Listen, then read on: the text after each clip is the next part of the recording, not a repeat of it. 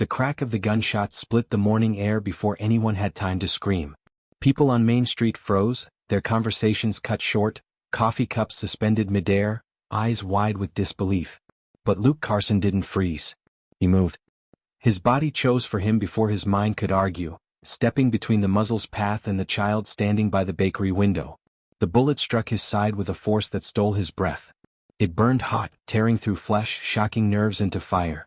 The little girl in the pink jacket dropped her balloon, and it floated upward into the blue sky, drifting away like a fragile prayer. Luke dropped to one knee, his gloved hand pressing instinctively to the wound, warm blood spreading beneath his palm. The child's terrified eyes met his, wide and unblinking. "You're okay," he whispered through clenched teeth. He wasn't sure if he said it for her or for himself. The world blurred. Somewhere far away, sirens screamed, slicing through the confusion. A woman's voice, her mother, shouted her name, and then the girl was lifted away, sobbing but safe. Luke's vision tilted, the ground tilting beneath him, coffee spilling dark against the sidewalk. He didn't know the girl. He didn't know her mother. He didn't even know the man with the gun, though he caught the glint of metal again as panicked strangers tackled him to the ground. What Luke knew, what every nerve in his body screamed, was that he had taken the bullet meant for a child. And as the paramedics crowded around him, their clipped voices overlapping, GSW, lower left abdomen, pulse rapid, BP dropping. He felt the world narrowing to a tunnel of white-hot pain and distant voices. Steel doors swung open. Antiseptic bit his nose. Bright lights burned his eyes. He drifted in and out, flashes of ceiling tiles, hands tugging at leather, fabric being cut away. His vest peeled from his body and one paramedic paused, staring at the patch on his back.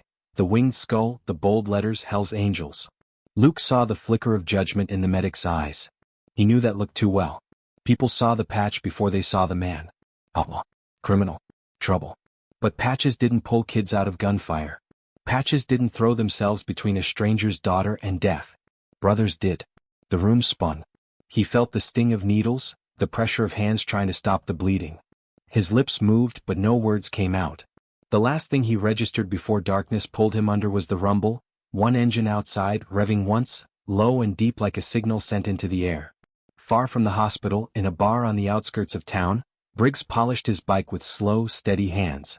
The chrome gleamed, every detail cared for with the ritual precision of a man who understood machines better than words. The door slammed open and a young prospect stumbled in, breathless. "Luke's down," he gasped. No details, no context. None needed. Briggs froze, the rag still in his hand. He didn't ask how, didn't ask why. He didn't need to. He tossed the rag aside, grabbed his keys and walked out. 10 miles away, at a gas station, another rider heard the same message from a passing trucker who'd seen the ambulance. In a world without texts, without calls, words still traveled fast. Faster than anything digital could carry. One man told another, and the road carried the message. By the hour mark, the Steel Saints knew everything they needed. Luke had taken a bullet for a stranger's kid. And that was enough. Engines roared to life. 1 here, 2 there, then 5, then 10. The sound grew, collected, rolled through back roads like distant thunder. Riders dropped everything, work, meals, obligations, and followed the call. Not because they were ordered, not because of reputation, but because loyalty demanded it. At the hospital, the waiting room buzzed with its usual sterile rhythm. Vending machines humming, fluorescent lights flickering, shoes squeaking on tile. The receptionist barely looked up when the first rider walked in. Tall, broad, helmet tucked under one arm, leather vest creased from years of wear. He didn't speak. He didn't need to. He stood silently in the corner, his eyes fixed on the double doors marked emergency. 5 minutes later, 2 more arrived. Then 6. Then 20. The air changed. Nurses glanced over shoulders, whispering to each other. A security guard shifted uneasily, his hand brushing the radio on his hip. Outside, the rumble swelled. By the time the hour had passed, the glass doors shook with the vibration of engines. The line of chrome stretched along the curb, perfectly aligned. 100 bikes. Not blocking traffic. Not shouting. Just there. Silent, steady, declaring without words, "We stand watch." Inside, the little girl sat in her mother's lap, clutching a juice box. Her small eyes darted toward the patches on the backs of the riders. She didn't look afraid. If anything, she looked calmer. There was something about the way they stood, silent, unflinching, that made her feel safe. And in a hospital bed under white light, Luke drifted in and out, unaware that his family, the only kind of family he trusted, was already there, holding vigil in the only language they knew, the thunder of engines, the silence of loyalty, the promise that no brother stands alone. The hospital's fluorescent lights glared against sterile walls, casting a cold glow over the waiting room. The hum of vending machines, the shuffle of paperwork, the clipped footsteps of nurses, ordinary sounds that clashed against the extraordinary silence settling in. The silence didn't belong to the hospital staff. It belonged to the men gathering one by one. By the second hour there were dozens. Helmets tucked under arms, leather vests patched and scarred, boots that had seen countless roads. They didn't chatter. They didn't ask questions. They just stood, each presence multiplying the weight in the air. The receptionist kept her eyes low, typing faster, sneaking glances toward the swelling presence by the wall. A security guard adjusted his belt for the third time, trying not to show nerves. He'd seen bikers before, but never this many. Then came the sound. From outside, through the glass doors, the roar of engines rolled in. First a wave, then another, until the walls themselves seemed to tremble. Car alarms down the block chirped from the vibration. The automatic doors slid open, and the rumble spilled inside with the scent of gasoline and leather. They lined the curb in formation, Harleys gleaming under street lamps, chrome catching the fading sun. The thunder quieted into a low idle, a growl that settled in the bones. 100 riders. Not shouting. Not making a scene. Just there in silent unity. Inside, the little girl shifted on her mother's lap, clutching her juice box tighter. Her wide eyes studied the patch on a nearby rider's back. The winged skull. The letters that so many feared. But she didn't shrink back.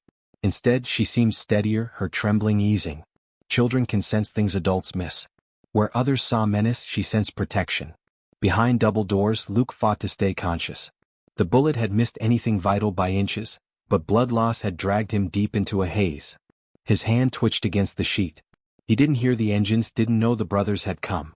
But in some unspoken way he must have felt it, the presence of loyalty gathering like a shield around him. Word spread outside the hospital too. Curious strangers slowed their cars as they passed, eyes widening at the endless line of motorcycles. Some pulled over just to count. Others rolled down windows asking questions. "Who's in trouble?" someone called. "No trouble," Briggs answered, his stance firm near the door. "Family." And that was all that needed to be said. Inside, tension thickened. Nurses whispered behind the desk. Doctors glanced through blinds. The presence of 100 Hell's Angels outside the hospital was not something anyone could ignore. For some, it was fear. For others, awe. For everyone, it was impossible to forget. When the sheriff's cruiser pulled up just before dusk, the crowd parted without being told. The flashing lights reflected in polished chrome as Sheriff Holt stepped out, adjusting his hat, his boots crunching against gravel. He didn't put his hand on his gun. He didn't bark orders. He just walked straight up to Briggs, who waited calmly by the doors. "I heard what Luke did," Holt said evenly. "Took the bullet for a stranger's kid." Briggs gave a slow nod. "I appreciate that," Holt continued, scanning the line of bikes, the silent riders leaning against handlebars. "But this? 100 patched angels outside a hospital? It's making people nervous." Briggs didn't flinch. His eyes held steady. "We're not here for them. We're here for him." The sheriff studied the faces, the silent lines stretching down the block. Men who didn't look like they'd move if ordered. Men who stood like granite, arms crossed, eyes unblinking. "You planning to stay all night?" Holt asked. "As long as he's inside, we're out here," Briggs replied, voice low, final. The sheriff let the words hang. Then he exhaled slowly, one hand resting on his belt. "Don't block the ambulance bay," he said at last, turning back toward his cruiser. The unspoken permission lingered long after his taillights disappeared. The vigil had been acknowledged. Not approved, not disbanded, simply accepted. Night crept in. The hospital windows glowed pale against the dark. Rain clouds gathered, and when the downpour finally came, it slicked across leather jackets, soaked denim, and dripped from beards. The riders didn't move. Some pulled on rain gear. Others simply stood under the deluge, arms crossed, boots planted. Engines idled, steady as a heartbeat. Inside, nurses whispered to each other. "They've been here all night." "Not for him," another corrected softly, glancing at the little girl coloring with crayons in the waiting room. "With him." The difference mattered. In his room, Luke stirred. The monitors beeped steady, but his thoughts came jagged, flashes of memory and regret. Fights in dark alleys. Debts unpaid. Rides that ended in flashing sirens. He'd never thought himself the saving type. Too many wrong turns. Too many scars. But the image of the girl wouldn't leave him, the balloon floating, her wide eyes staring at him as blood pooled at his side. She hadn't seen the record. She hadn't seen the patch. She'd only seen the man who stepped in front of her. Luke swallowed hard against the weight pressing his chest. He didn't know if it was pain or something else. Something like pride. The door creaked open. A familiar silhouette filled the frame. Briggs stepped in, helmet tucked under one arm. He crossed to the bed, pulled up a chair, and sat without a word. "You're an idiot," Briggs muttered finally, voice low but carrying. Luke tried to smirk. It hurt too much. "Kid's fine?" he rasped. Briggs nodded once. "Kid's fine. And you've got the whole damn family outside." Luke didn't need to ask which family. He could hear them faintly even through the walls, the low, steady thunder of engines idling in the night. A sound that meant, "We're not leaving until you walk out of here." Luke closed his eyes. For the first time in years he didn't feel like an outlaw or a mistake wearing leather. He felt like a man worth standing for. And outside in the rain, 100 engines kept their vigil, their thunder rolling steady, a promise made in silence. The storm hadn't moved them. Rain streaked off chrome, boots sank into shallow puddles, leather vests grew heavier with every drop, but the riders stayed, lining the curb like sentinels.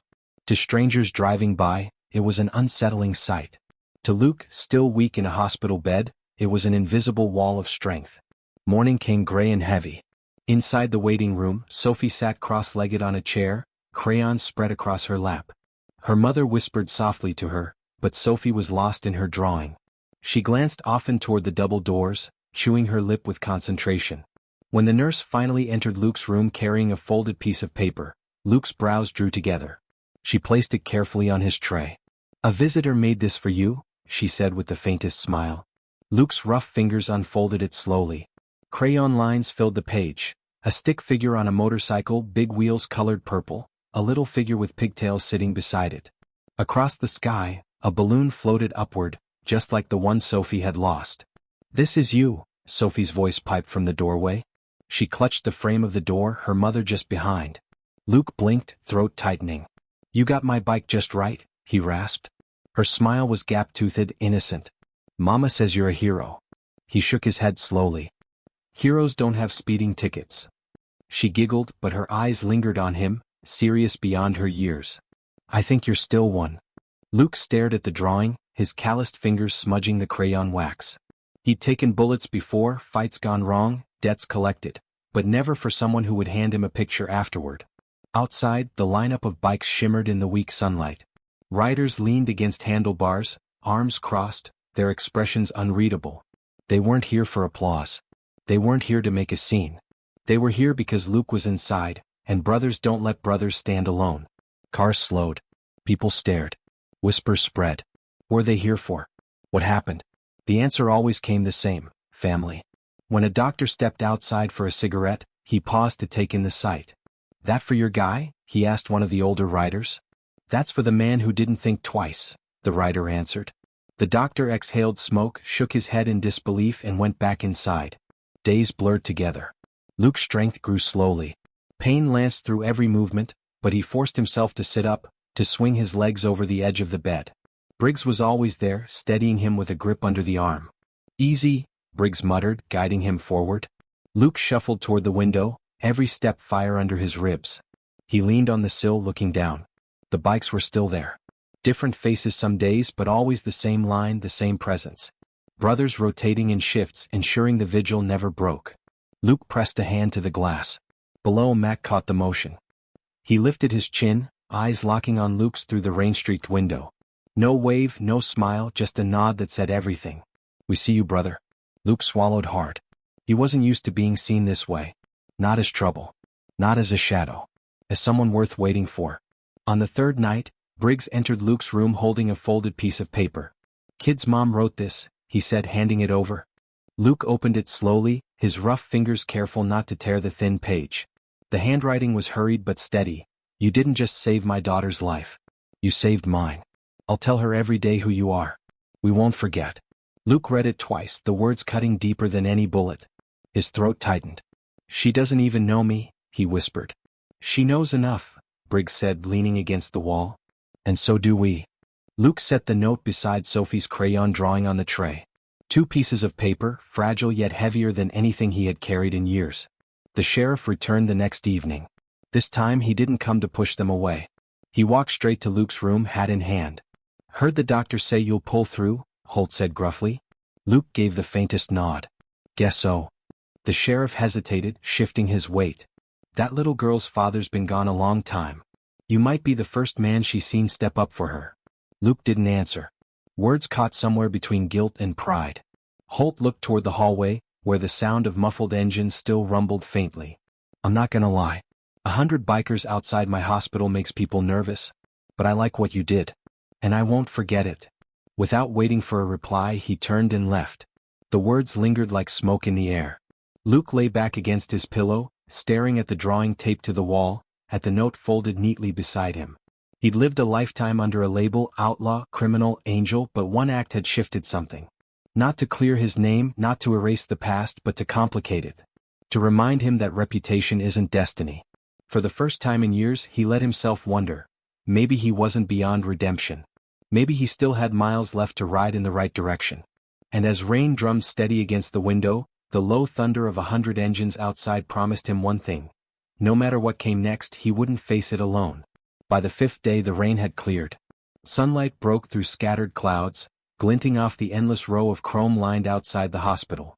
The bikes shimmered like sentinels in the morning light, engines quiet now, their riders standing in small groups, arms folded, eyes steady on the glass doors. Inside, Luke shifted uncomfortably as orderlies moved him from ICU to a recovery room. Every motion burned, but he clenched his teeth, refusing to show weakness. His hand instinctively reached for the crayon drawing taped to the wall, making sure it came with him. One nurse carried it carefully, placing it on the new wall as though it belonged there. Luke lay back, breathing hard, staring at the little stick figure on a motorcycle with Sophie's crooked smile beside it. That scrap of paper carried more weight than the leather vest folded in the corner. That afternoon, the door cracked open again. Sophie slipped in, clutching a paper cup of orange juice. Her mother followed slowly, eyes still heavy with gratitude and worry. "Hi," Sophie said simply, as if bullets had never come between them. Luke smiled faintly, shifting against the pillow. "Hi yourself." She climbed onto the chair beside his bed, her little legs swinging freely. "Mama says you're getting better." "That's the rumor," Luke murmured. She leaned closer, lowering her voice as though sharing a secret. "When you're all better, can I ride on your motorcycle?" Luke blinked, caught off guard. "You'd need a helmet." "I can get one," she said with a serious nod. Her mother smiled from the doorway, her eyes shining. "She talks about you every day," she said softly. Luke didn't know what to say, so he just looked back at Sophie. "We'll see," he said, but something in his voice promised more than the words admitted. Later that night, Briggs and Mac pushed into the room without knocking. They carried no flowers, no balloons. Instead, they set down coffee, a stack of old biker magazines, and the quiet presence of men who didn't need to fill space with words. "We're heading back in shifts," Mac said, dropping heavily into a chair. "But there'll always be someone here." "You don't need to," Luke muttered. Briggs cut him off. "We don't need to. You think that's how this works?" He nodded toward the window where rows of bikes still gleamed in the parking lot lights. "You'd be out there if it was any of us. We're just evening the score." Luke didn't argue. He couldn't. Because they were right. On the 7th day, Sheriff Holt returned, this time without flashing lights. He walked in slowly, hat in hand, his eyes softer than before. "I hear the doc says you'll make it," Holt said. Luke nodded. "Looks that way." The sheriff hesitated before speaking again. "That little girl's father's been gone a long time. You might be the first man she's ever seen step up for her." Luke swallowed hard, unable to answer. Holt's gaze flicked toward the window where the silhouettes of bikes still stood guard. "I don't like 100 riders outside my hospital," he admitted. "But I like what you did. And I won't forget it." He left without shaking hands, but the words lingered. 2 weeks later, Luke stood on shaky legs, Briggs steadying him by the elbow. His stitches pulled, but he ignored the fire in his side. Step by step, he shuffled toward the front entrance. When the glass doors slid open, the world outside erupted into thunder. 100 engines rumbled to life in perfect unison, the sound shaking the ground beneath him. People on the sidewalk froze. Patients pressed against windows. Nurses peeked through blinds. Sophie broke from the crowd, racing toward him, her little arms wrapping carefully around his waist. "You didn't forget," she said, her voice muffled against his vest. "Told you I wouldn't," Luke replied, his voice low but steady. Her mother mouthed thank you over her shoulder, tears catching the sunlight. Luke's Harley stood at the front of the line, cleaned, polished, waiting. The grips had been replaced, the tank shined like new. Briggs handed him the keys without a word. You're leading us out, Briggs said. Luke shook his head. Not yet. He climbed onto the bike anyway, firing the engine once. The deep growl filled the air, rolling across the hospital walls. It wasn't a goodbye, it was a promise. A vow to himself that he wasn't finished. The ride back wasn't fast, wasn't loud. Luke took the long way, the route his brother Jack used to call the thinking road. Curves stretched wide, fields rolling on both sides, sky endless above. The pack followed close, their formation tight, engines beating like one giant heart. Sophie and her mother stood on a hilltop, waving as the procession passed, the child's small arm raised until they were out of sight. Luke felt the wind press against him, the pain still sharp but the weight lifted. Every turn of the wheel reminded him he was still here. Still standing. Still worth standing for. 2 weeks later, Luke returned to town alone. His body still ached, but his steps were surer now. He wandered into the small park near Main Street, drawn by a new sight. At the center of the grass stood a polished wooden bench, sturdy and new. A small plaque gleamed on its backrest. For the man who didn't think twice. On the seat rested a framed copy of Sophie's crayon drawing, laminated against the weather. Luke sat down slowly, his rough hand brushing across the smooth wood. He didn't know who had placed it there, maybe his brothers, maybe Sophie's mother, maybe a stranger who'd wanted the story remembered. It didn't matter. As the sun dipped low, people passed by. Some glanced at the plaque and kept walking. Others stopped, read it, and nodded quietly before moving on. Luke didn't need them to know it was him. The bench wasn't about him. It was about what mattered in the space between a moment and a choice. Spring came early that year. The air smelled of rain and sun-warmed asphalt. Luke rolled his Harley out of the garage, checking the tire pressure with careful hands. He didn't have a destination in mind. He never needed one. Before pulling on his helmet, he opened the saddlebag and slid in 2 things. Sophie's drawing, edges worn from handling, and her mother's note, folded smooth. The engine rumbled alive beneath him, familiar and grounding. He eased onto the road, the wind catching his jacket, carrying the weight off his shoulders. Somewhere out there, he knew another choice would come. Maybe not a bullet. Maybe not a child. But a moment when hesitation would matter. And when it did, Luke knew exactly what he would do. Because some roads you ride for yourself. And some you ride so no one else has to walk alone.